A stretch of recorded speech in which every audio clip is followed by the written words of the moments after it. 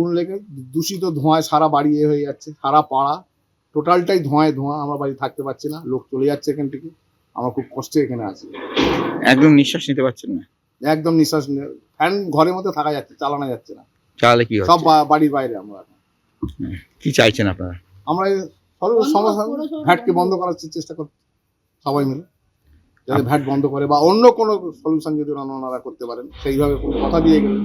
এই যে ধোঁয়া ঢুকছে আপনি দেখছেন তো, ভিউটা পাচ্ছেন নিশ্চয়ই আশা করি। যে ভিউতে আমার মা শ্বাসকষ্ট, এমনি শ্বাসকষ্টের রুগী, তো এখন হসপিটাল নিয়ে যেতে হবে। কেন? কেউ কি নেই, জন্য? আমার পাশে কেউ নেই। কি জন্যে? এই পৌরসভায় আগুন লেগেছে, পৌরসভার ভ্যাটে। তো ওই সে বিশাল ধোঁয়া। আপনি পারলে পরবর্তীকালে দেখে নেবেন একটু পাশে গন্ধ, এই গন্ধ আপনি নিশ্চয়ই পাচ্ছেন আশা করি।